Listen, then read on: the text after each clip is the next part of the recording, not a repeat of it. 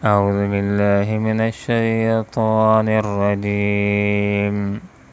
بسم الله الرحمن الرحيم.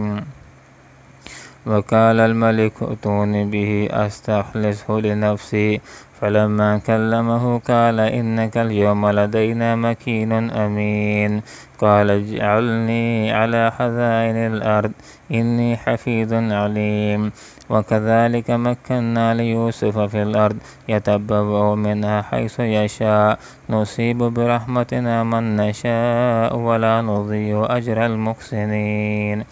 صدق الله العظيم. سبحانك لا علم لنا إلا ما علمتنا إنك أنت العليم الحكيم. وقال اور کہا الملک بادشاہ نے ایتونی میرے پاس لے آؤ بھی اس کو استخلص ہو تاکہ میں مخصوص کر لوں اس کو لنفسی اپنے آپ کے لیے. فلما پھر جب کلمہ اس نے کلام کیا اس کے ساتھ قال تو کہا بادشاہ نے انکا بے شک تم الیوم آج کے دن سے لدینا ہمارے پاس مکین صاحب قدر و منزلت ہے امین امانت دار ہے. قال کہا یوسف علیہ السلام نے اجعلنی مجھے مقرر کر دیجیے علی خزائن الارض ملک کے خزانوں پر انی بے شک میں حفیظ حفاظت کرنے والا ہوں علیم علم رکھنے والا ہوں. وکذالک اسی طرح مکنا ہم نے اقتدار بخشا لیوسف یوسف علیہ السلام کو فی الارض زمین میں یتبوأ تاکہ وہ ٹھکانہ پکڑے منہا اس میں حیث یشاء جہاں وہ چاہے نصیب ہم پہنچاتے ہیں برحمتنا اپنی رحمت من نشاء ہو اس کو جس پر چاہیں ولا نضیع اور ہم ضائع نہیں کرتے اجرا بدلہ المحسنین نیکوکار لوگوں کا. اس وقت شاہی کاتب نے آ کر کے حضرت یوسف علیہ السلام کو پیغام دیا کہ بادشاہ سلامت بلا رہے ہیں. تو یوسف علیہ السلام فوراً باہر نہیں آئے بلکہ یہ بات ذکر کر دی کہ بادشاہ سے کہہ دیجئے کہ پہلے تحقیق حال کر لیں عورتوں سے پوچھ لیں ان کا کیا معاملہ ہے. بادشاہ نے عورتوں سے تفتیش کی. عورتوں نے اعتراف جرم کیا کہ یوسف علیہ السلام کو اپنی طرف مائل کرنے والی ہم ہی تھیں وہ بے قصور ہیں. بادشاہ کے دل و دماغ کے اندر یوسف علیہ السلام کی مزید عظمت بڑھ گئی اور کہا کہ جاؤ اے شاہی قاصد یوسف علیہ السلام کو لے آؤ وہ بالکل بے قصور ہیں عزت کے ساتھ بری کر کے ان کو لے آؤ. یوسف علیہ السلام کے پاس جاتے ہیں دوبارہ سے شاہی قاصد اور پیغام بادشاہ کا پہنچاتے ہیں کہ بادشاہ نے تحقیق کر لی ہے عورتوں نے اعتراف کر لیا ہے کہ قصور ان کا تھا. یوسف علیہ السلام باہر آتے ہیں ان کی عزت کی جاتی ہے قدر و منزلت کی جاتی ہے اور بادشاہ نے یہ بات کہی کہ یوسف علیہ السلام کو میں اپنے آپ کے لیے خاص کروں گا مخصوص کروں گا امور مملکت کے اندر ان کو شریک کروں گا خاص معاملات کے اندر ان کو مشاورت کے اندر رکھوں گا. اور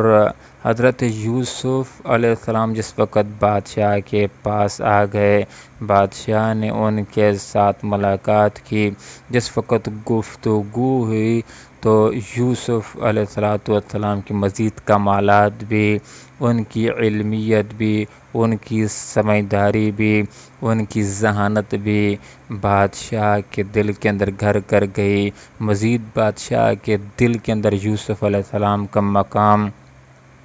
بڑھ گیا اور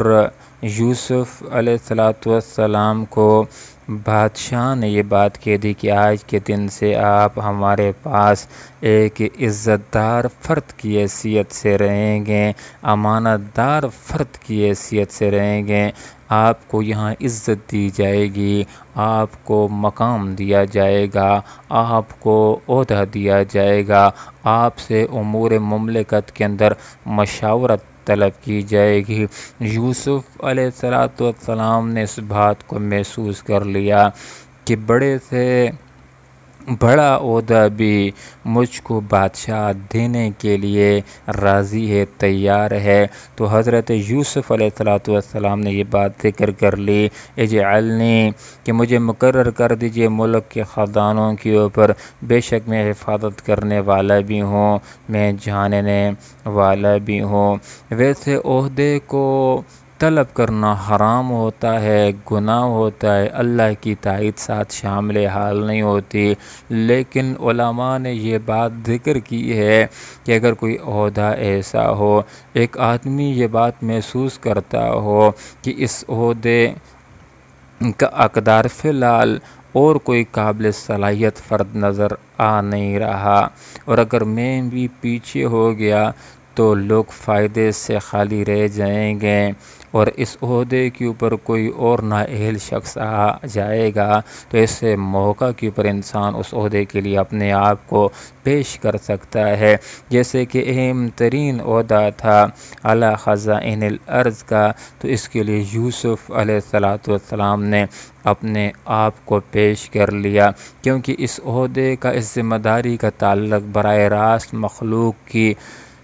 خدمت کے ساتھ تھا۔ اس کے لیے ایک ایسے فرد کی ضرورت تھی کہ جو 7 سال تک خوراک و اسقاق کے نظام کے اوپر نظر رکھے کہ کیسے آئندہ 7 سالوں کے لیے غلے کو محفوظ رکھنا ہے، اور پھر آئندہ جو قحط کے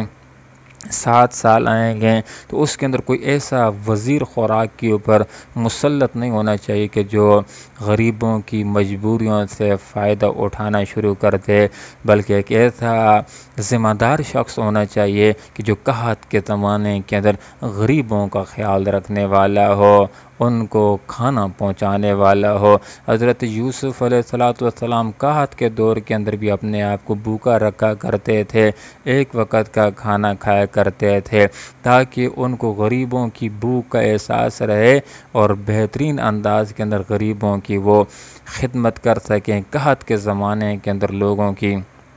خدمت کر سکیں۔ اس لیے انہوں نے یہ بات ذکر کر دی کہ اس ذمہ داری کے اوپر مجھے فائز کر دیجئے کہ جس کے اندر اس چیز کے اوپر نظر رکھی جائے کہ پیسہ کہاں سے آتا ہے، کہاں پر خرچ ہوتا ہے، کتنا خرچ ہونا چاہیے، کتنی پیداوار ہو رہی ہے، اس کو کیسے بڑھایا جائے، اس کو محفوظ کیسے رکھا جا سکتا ہے، اور اس کی تقسیم کار انصاف کے ساتھ بہترین انداز کے اندر کیسے ہو سکتی ہے۔ تو یوسف علیہ السلام نے یہ بات بھی ذکر کر دی کہ میں حفاظت کرنے والا بھی ہوں، میں جاننے والا بھی ہوں۔ مفسرین حضرات نے یہ بات بھی ذکر کر لی ہے کہ کسی بھی عہدے کے اوپر فائز ہونے کے لیے بندے کے اندر ان 2 صفات کا ہونا بھی بہت ضروری ہے کہ اس عہدے کے حوالے سے، اس ذمہ داری کے حوالے سے اس کو پوری معلومات ہوں، جانکاری ہو، اس عہدے کو چلانا جانتا ہو۔ دوسری بات یہ ہے کہ حفاظت کی صفت بھی اس کے اندر ہونی چاہیے، صالحیت بھی ہونی چاہیے، صلاحیت بھی اس کے اندر ہونی چاہیے۔ یہیں سے ہمارے سامنے یہ بات بھی آ جاتی ہے کہ ایسے مواقع کے اوپر انسان اگر اپنی صفات کو ذکر کر دیتا ہے، اپنی ڈگریوں کو سامنے لے آتا ہے دوسرے کو مطمئن کرنے کے لیے، تو یہ جائز ہے، بشرطے کہ اس کے اندر کوئی غرور کا شائبہ نہ ہو، جیسے کہ یہاں پر حضرت یوسف علیہ السلام نے عہدے کے لیے اپنے آپ کو پیش کر لیا اور اپنی صفات کا تذکرہ بھی کر لیا کہ مجھے حفاظت کرنا بھی آتا ہے اور میں اس ذمہ داری کے حوالے سے پوری جانکاری بھی رکھتا ہوں۔ مفسرین حضرات نے یہ بات لکھی ہے کہ اس کے بعد بادشاہ نے یوسف علیہ السلام کو 1 سال تک اپنے قریب رکھا، اس کے اوپر نظر رکھے رہے۔ مزید حضرت یوسف علیہ السلام کی عزت ان کے دلوں کے اندر بڑھتی گئی، حضرت یوسف علیہ السلام کی کردار کو دیکھ کر، ان کی صلاحیتوں کو دیکھ کر کے، ان کے امانت داری کو دیکھ کر کے، ان کے تقوی کو دیکھ کر کے، ان کی نیکی کو دیکھ کر کے مفسرین حضرات نے یہ بات ذکر کی ہے کہ جب 1 سال گزر جاتا ہے تو بادشاہ اپنے وزیروں مشیروں کے ساتھ مشاورت کرنے کے بعد نہ صرف خزائن الارض کی ذمہ داری، مالیات کی خزانے کی ذمہ داری ان کے حوالے کر دیتے ہیں، بلکہ پورے امور مملکت ان کے سپرد کر کے بادشاہ ایک طرف گوشہ نشین ہو جاتے ہیں۔ اور مفسرین حضرات کی ایک رائے یہ بھی ہے کہ بادشاہ کو بھی یوسف علیہ السلام دین کی دعوت دیتے ہیں، اسلام کی دعوت دیتے ہیں، وہ بھی مسلمان ہو جاتا ہے۔ تو صرف یہ بات نہ ہوئی کہ ایک وزارت حضرت یوسف علیہ السلام کے ہاتھ کے اندر آ گئی، بلکہ حضرت یوسف علیہ السلام کو ملک کے کلی اختیارات نصیب ہو گئے، ملک کے سیاہ و سفید کے مالک ہو گئے۔ وَكَذَلِكَ مَكَّنَّا، اسی طرح ہم نے اقتدار بخشا یوسف علیہ السلام کو فی الارض، زمین کے اندر، تو ملک کے اختیارات ان کے پاس آ گئے، بادشاہت ان کے پاس آ گئی۔ يَتَبَوَّأُ مِنْ حَيْثُ يَشَاءُ، تاکہ حضرت یوسف علیہ السلام ملک کے اندر جہاں چاہیں آ سکتے ہیں، جا سکتے ہیں، جہاں چاہیں اپنا گھر بنا سکتے ہیں۔ پورا مصر کے ملک کے اوپر اللہ رب العالمین نے یوسف علیہ السلام کو بادشاہت دے دی، اختیارات دے دیے۔ نصیب برحمتنا من نشاء، ہم پہنچاتے ہیں اپنی رحمت، اپنی آسانیاں، اپنی مہربانیاں، اپنی بادشاہتیں اپنی طرف سے اختیارات دیتے ہیں اس کو جس کو چاہیں۔ ولا نضيع اجر المحسنین، اور جو بھی نیکوکار ہوتا ہے اس کے اجر کو ہم ضائع نہیں کرتے۔ جو نیکیاں کرنے والا ہے، جو برائیوں سے بچنے والا ہے، آخرت کے اندر اللہ تعالیٰ اس کو جہنم سے بچائے گا، جنت نصیب کرے گا۔ لیکن ان گناہوں سے بچنے کی وجہ سے، نیکیاں کرنے کی وجہ سے، نیکوکار ہونے کی وجہ سے اللہ تعالیٰ دنیا کے اندر ہی بعض اوقات انسان کو رحمتوں سے نواز دیتے ہیں، بادشاہتوں سے نواز دیتے ہیں۔ مفسرین حضرات نے یہاں پر یہ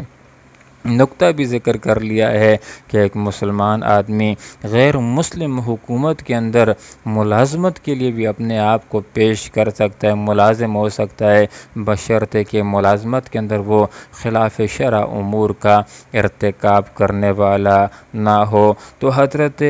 یوسف علیہ السلام کی آزمائشوں کا دور ختم ہوتا ہے، اللہ رب العالمین نے ان کو مصر کے اندر بادشاہت نصیب کر دی۔ اللہ رب العالمین سے دعا کرتے ہیں کہ اللہ تعالی ہمیں بھی یوسف علیہ السلام کی طرح بہترین کردار سے نوازے۔ تو جو آدمی بہترین کردار کا مالک ہوتا ہے، مسلمان ہوتا ہے، اچھے اخلاق کا مالک ہوتا ہے، تو یہ اچھے اخلاق اور ایمان کی قوت اس کو عروج بخشتی ہے، اس کو جیلوں سے نکالتی ہے، اس کو کنوؤں سے نکالتی ہے، اور کرسی اقتدار تک، رحمتوں تک اس کو پہنچا دیتی ہے۔ اللہ رب العالمین سے دعا کرتے ہیں کہ اللہ تعالیٰ مجھے بھی اور آپ کو بھی ایمان کی قوت بھی نصیب کرے، اخلاق کی قوت بھی نصیب کرے۔ انسان کے پاس ایمان کی قوت ہو، انسان کے پاس اچھے اخلاق کی قوت ہو، انسان کے پاس بہترین کردار کی قوت ہو، تو بڑے بڑے حسدیوں کے حسد اور بڑے بڑے مخالفین کی مخالفتیں بھی انسان کا کچھ بھی نہیں بگاڑ سکتی، اور انسان ترقی کے زینوں کو چڑھ جاتا ہے۔ اللہ سے دعا ہے کہ اللہ عمل کی توفیق عطا فرمائے، آمین۔ وآخر دعوانا ان الحمد للہ رب العالمین۔